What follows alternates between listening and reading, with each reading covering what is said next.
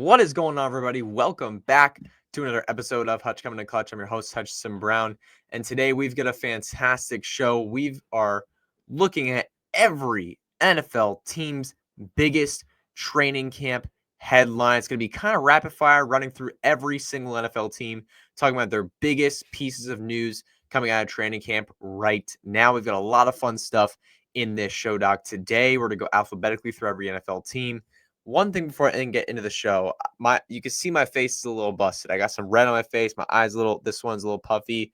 Got a little mark on my face. I did not get in a fight. I did not get beat up. Like, that's not what's happening. I was at a cabin week with my family this past week.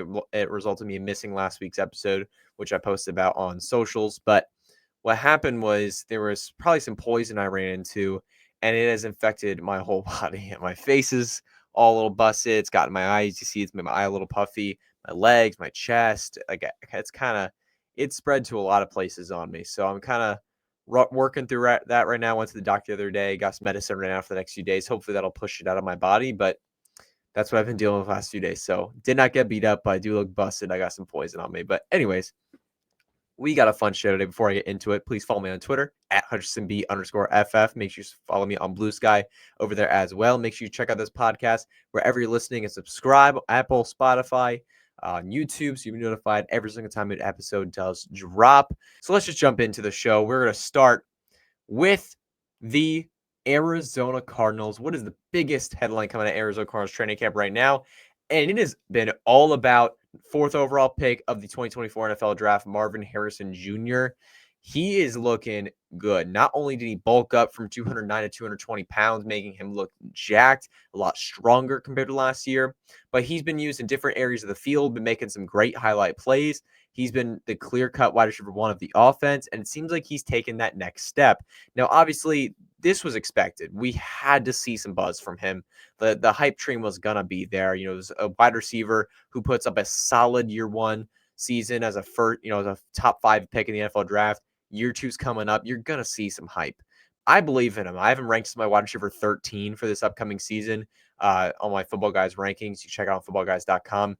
I'm super excited for him. Now let's look to the Atlanta Falcons. Falcons wide receiver Darnell Mooney has sustained a shoulder injury and is going to miss several weeks, and it could result in him missing week 1. So it's certainly in question whether he's going to be able to play football this year early in the season. So as a result, he was someone that I was really typing up as like a wide receiver 3 candidate. He was someone that I was looking for late in drafts. But if he's going to miss a lot of offseason stuff, that really pushes him down for me. I know he's familiar with the offense, but he's not familiar with Michael Penix Jr., which makes it really difficult for me to trust him if he's going to miss all that offseason work and come into the season with a shoulder injury. So he moves down to the wide receiver 4-5 conversation. And also you see the Falcons signed veteran wide receiver DJ Chark to the roster. It gives a slight hint of a lack of confidence to Mooney's injury status right now. Now let's move to the Baltimore Ravens. Isaiah Likely carted off the field with an ankle injury at practice this week. Looking to miss a few weeks of time. It did seem pretty serious when he got carted off. Teammates were checking in on him. He didn't look too happy about it. So this definitely gives a huge impact for fantasy football because obviously we saw last year Mark Andrews and Isaiah Likely were starting to split in the offense a little bit. You saw Isaiah Likely really starting to work up in terms of snap share, and it really hurt Mark Andrews' target share. But if Isaiah Likely is going to miss a lot of the offseason work, you're going to see Mark Andrews get a lot more involved in the offense. And if Isaiah Likely enters this season with an injury on him, that gives Mark Andrews a huge, huge plus in terms of targets. He's already a top 5 tenant for me in my rankings. He's a red zone monster, and he's always going to be a key part of this offense. I think that injury and that car crash last year really hurt him, but I expect a bounce back this year. Now, this Isaiah Likely injury makes that even more likely. Even more probable. Let's say that. Buffalo Bills.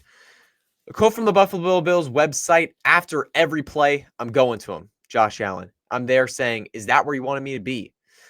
This is Joshua Palmer talking. Joshua Palmer, wide receiver for the Buffalo Bills, has done some really impressive things in camp. He's been one of Josh Allen's favorite targets after Khalil Shakir, according to the Buffalo Bills website right now. Coaches are hyping him up.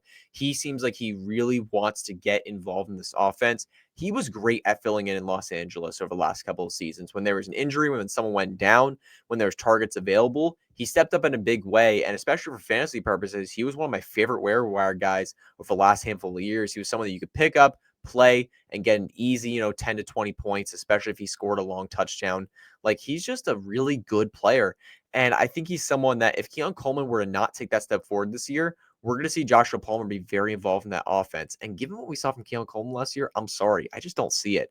I think Joshua Palmer is going to be that wide receiver 2 in that offense. And we're playing for Josh Allen here. So keep an eye on Palmer as someone that could be a really good fantasy asset. Now let's go to the Carolina Panthers. We're entering the C's. Carolina Panthers, their biggest headline right now is Ted McMillan. Ted McMillan is being challenged, given a boatload of targets early. Head coach Dave Canales has made it very clear that they want him to be very, very involved in this offense. They want him to be the wide receiver 1, and they're going to challenge him really quickly. I mean, they need to, because their wide receiver core, the receiving core in general, while you have Jatavian Sanders, Jalen Coker, 2 late-round rookies that flashed last year that I really like, this isn't enough. You need a big physical wide receiver 1 that can take a boatload of targets and be Bryce Young's dependable guy. And they draft Ted McMillan 10th overall for a reason. They want to make him that player. Watch out. I think this guy could legit be among the leaders in targets in the NFL this year. Now let's look towards the not the Cincinnati Bengals, Chicago Bears first. Caleb Williams, he's struggling early. I've already seen some posts from a little corner of Bears Nation saying they want the backups in there.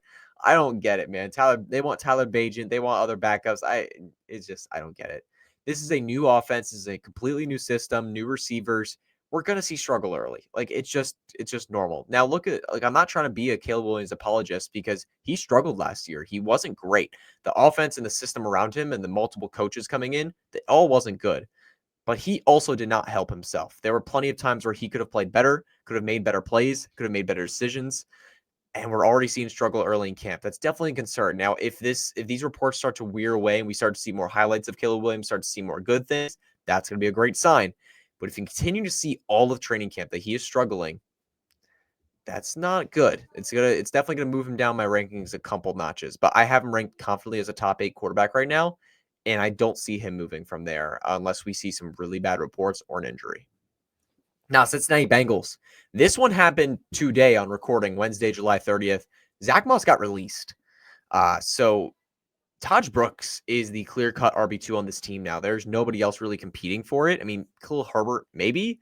But, if Taj Brooks has any form of talent, he's going to beat out Khalil Herbert pretty quickly. Keep an eye on him as someone that could really, really be impactful for fantasy this year. Cleveland Browns.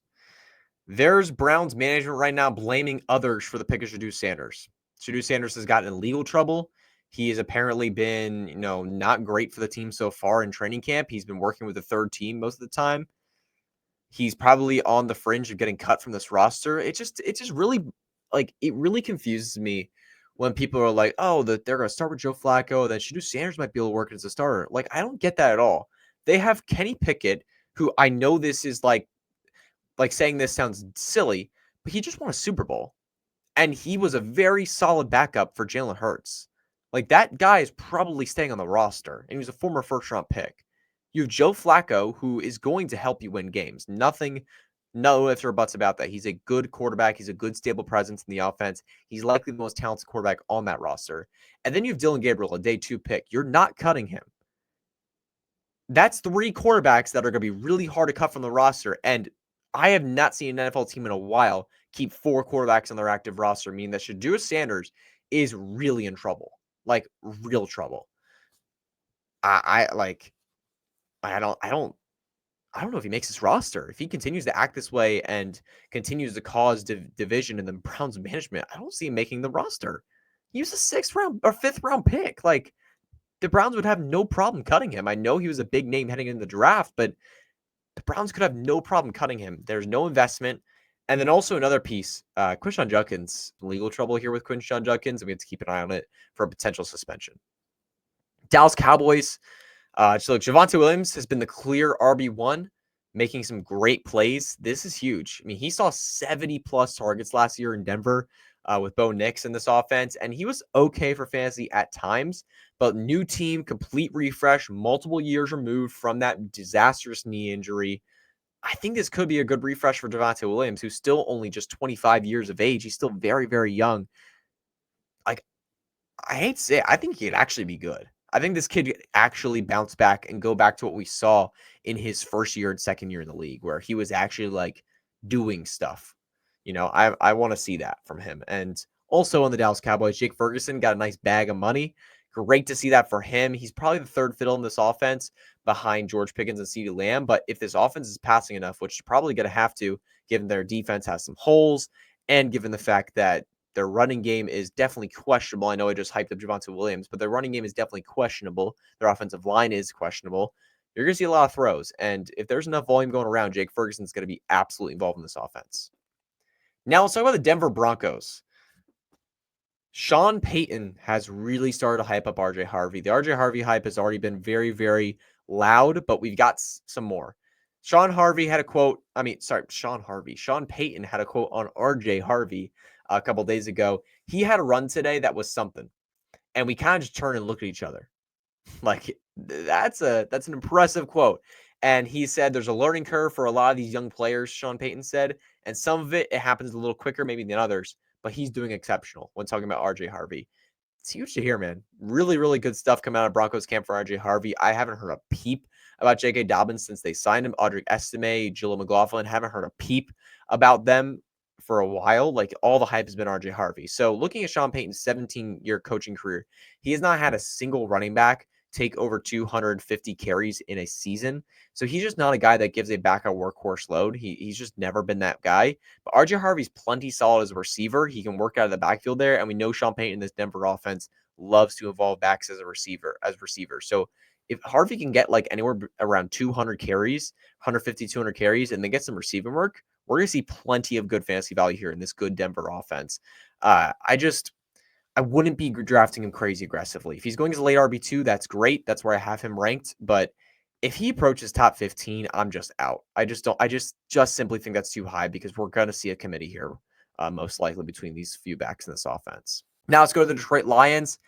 It's Jameson Williams times, man. Jameson Williams is making some great plays. He's gotten so much hype from the coaches. It looks like another step forward is coming. Hot take. He might lead this team in receiving yards this year. Green Bay Packers. Marshawn Lloyd with a groin injury, set to miss a few weeks. Muy mal. No bueno. Sorry, I don't know why I spoke in Spanish for a second. That's not good.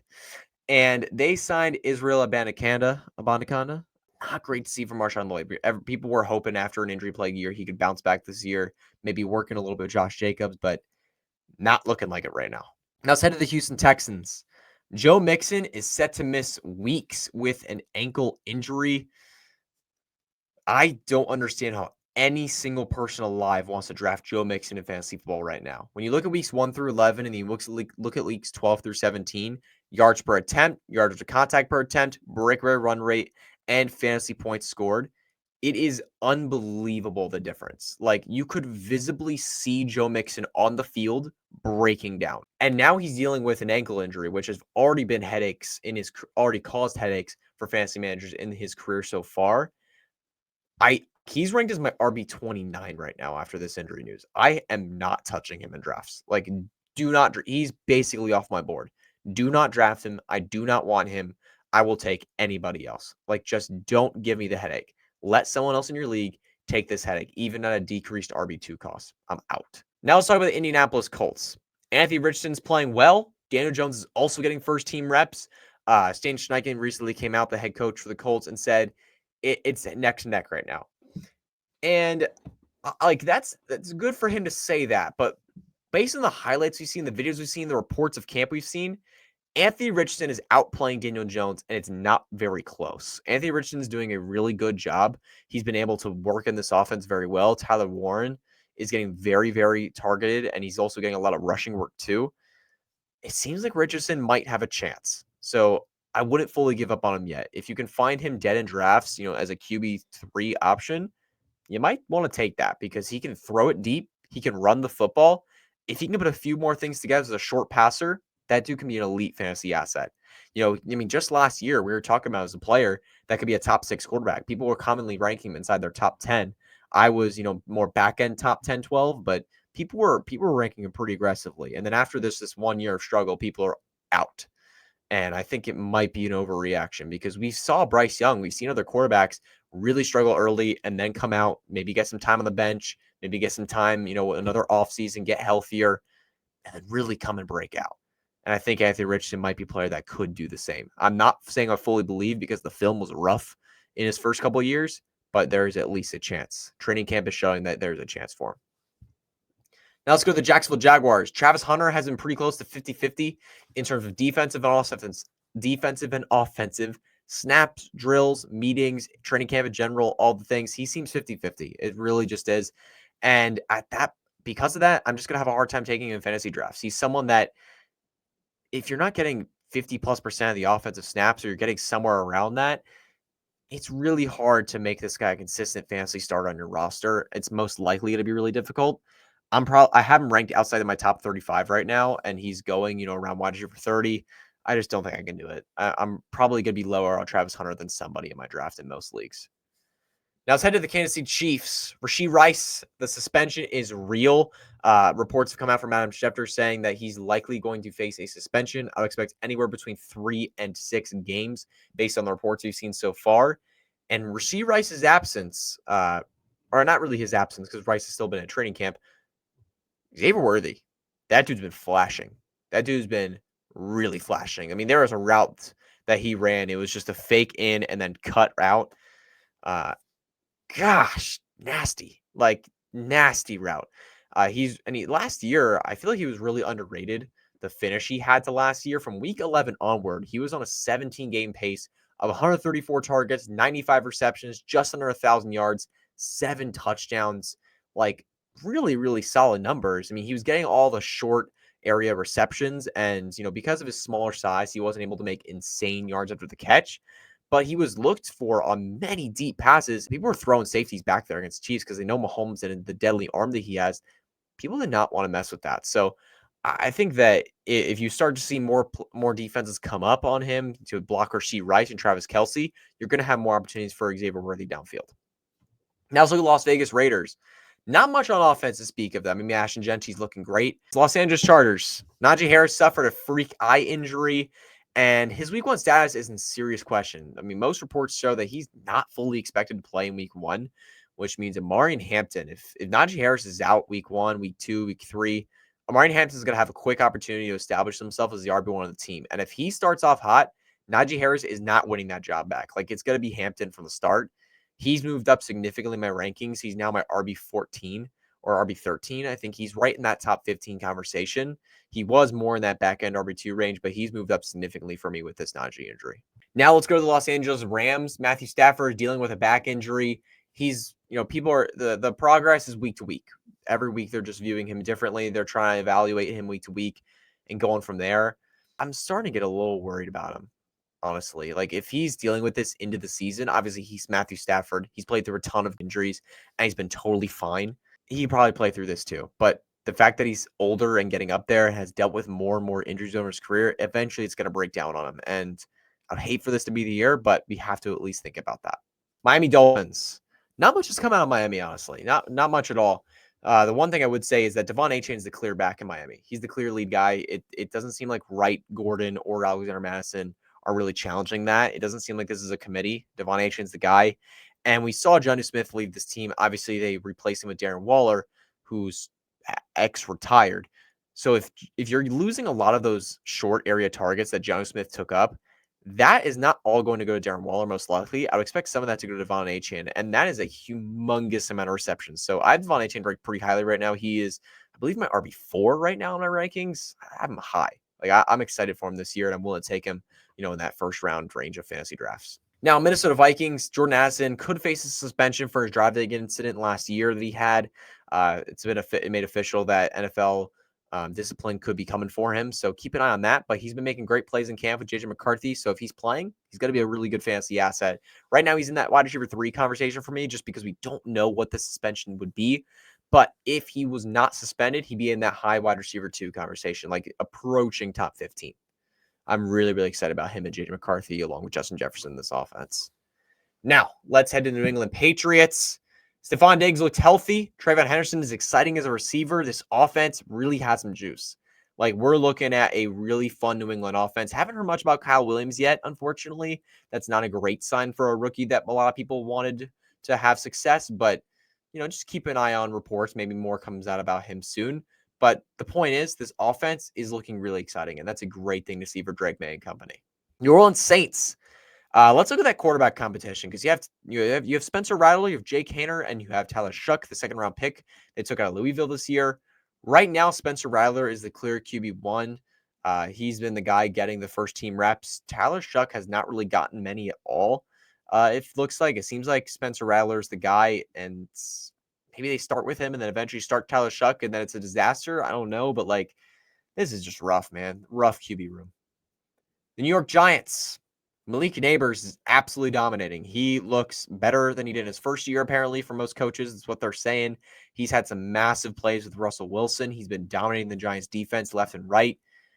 I just want to remind everybody what he was doing in his first 4 games of his career as an NFL player before his concussion. He was on a 17-game pace. Watch this.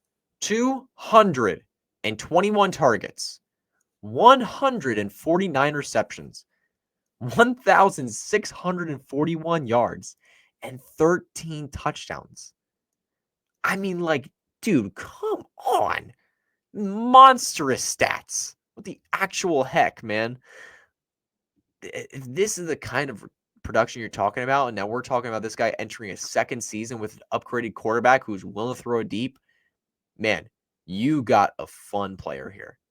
So Malik Neighbors is someone that I feel bad. I have him ranked at wide receiver 8 just because Russell Wilson isn't the best quarterback and this isn't the best offense. He's, I think it's a Mercedes in that dirty garage meme where it's just like that's him on the New York Giants right now. So that's why I have him ranked a little lower.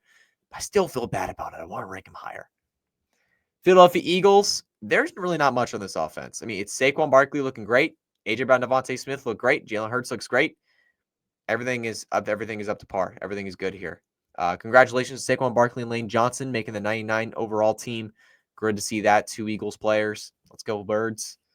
Pittsburgh Steelers, the other PA football team. Aaron Rodgers and the Steelers offense are really having some bumps in the road right now. It seems like it's a slow start. Aaron Rodgers is learning a new system. Aaron Rodgers is, completely getting acclimated, with the offense and with the receivers in this team. So we'd expect some struggles early. But I would be concerned if we're seeing the same reports throughout all of training camp. I'd hope by mid-preseason he's able to get some things together. We're able to see some good highlights, some good reports from the coaches. But for now, I'm not worried about this. San Francisco 49ers. Ricky Pearsall is hurt. Juwan Jennings is hurt. Christian McCaffrey's healthy, though, and so is George Kittle. And they're going to be monsters in this offense. If Juwan Jennings and Ricky Pearsall enter the season injured, George Kittle is going to have a huge role, and so is Christian McCaffrey, both in the running and the receiving game. So keep an eye on those guys as huge smash plays in fantasy drafts. I have George Kittle currently ranked as my tight end 3 in that tier 1 with Brock Bowers and Trey McBride, and then I also have Christian McCaffrey ranked as my RB3.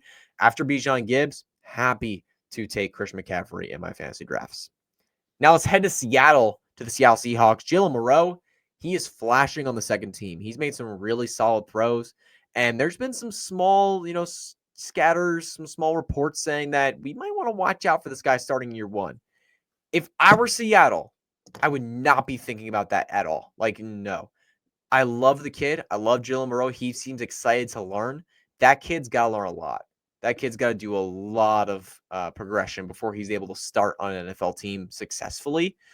I would hold him on ice this year. I'm not starting him. He's learning behind Sam Darnold, learning everything he can. And then Sam Darnold maybe starts again next year, depending on how he plays this year. And then we could talk about Jalen Moreau. But year 1, I would not be discussing Jalen Moreau in any way. He's a backup. He's on the second team, and he's absorbing everything he can. That's what I would do if I were Seattle, but it seems like that might not be the case. So keep an eye on that throughout the season. If Sam Darnold's really struggling, we might see some Seattle fans calling for Darnold's head and calling for Jalen Moreau to be on the field. Then we have 3 teams left. The Tampa Bay Buccaneers. Emeka Egbuka, man, he is flashing, doing some great things so far in camp. He's showing off his elite ball knowledge and skills, his mental skills as a receiver. Talking to the media, talking to reporters, talking to Baker Mayfield, the quarterback. You see that dude just knows ball. He knows how to be a receiver in the NFL offense. He's not the most athletic or crazy freak nature kind of athlete, but he knows ball. And looking at Mike Evans and Chris Godwin, they're both getting older. Currently, Godwin's dealing with that ankle injury he suffered last year. He's still recovering from that. So we could quickly see Emeka Egbuka be the wide receiver 3 on this offense behind Evan and Godwin if he's able to beat out K-Dot and Jalen Millen for that number 3 spot. But if he continues to progress and Godwin or Evans start to struggle due to the reason that I mentioned earlier, we could see wide receiver 2 on this team for Emeka Egbuka towards the end of the season. If that's the case, fantasy relevancy is going to be there. So keep an eye on Emeka Egbuka throughout the season. He was a first-round pick, a very talented wide receiver. He could be a monster for this offense in the future. Tennessee Titans, this was simple. Cam Ward's having fun, man. Cam Ward's doing great out there. He's having fun learning this offense. He seems to be making some great plays. Obviously, he's learning. It's a rookie season, but overall, the reports on Cam Ward are very, very positive. So glad to see that. And lastly, the Washington Commanders. So we had 2 big holdouts so far in training camp. We had Trey Hendrickson and Shamar Stewart on the Bengals. Sorry, so then we had 3. But they're both back. And now Terry McLaurin is back. He's finally returned to Washington training camp. Does he have a deal? We don't know. We don't know if he has a deal planned out, but it doesn't seem like it. There hasn't been any reports showing that. But what we do know, Terry McLaurin's back. Breathe your sigh of relief. That's a really good thing for this offense. And while I do think Terry McLaurin's slightly overdrafted in drafts because the touchdown regression is likely going in the wrong way for him next season, I do think that he's going to be a good wide receiver 1 on this offense and be a very productive fantasy player. It's just like the top 16 wide receiver price is just a little aggressive for me. I want to draft him more as a back end wide receiver 2. But that's going to be all for Hutch coming in clutch today. We quickly ran through all 32 NFL teams and their training camp situations right now. Thank you all so much for tuning in. Hope this was a helpful episode. Just give you a refresh, give you some news, give you some updates, see what's happening in training camp so you can stay up to date on everything. Next week, honestly, I have a schedule where I can do a lot of different things next week. We're still figuring it out, but I have a lot of different topics I'm going to be talking about through the next handful of weeks. It's going to be quite fun. But overall, just be ready to prep for your fantasy football drafts this season over the next few weeks. It's going to be awesome. Catch you all then.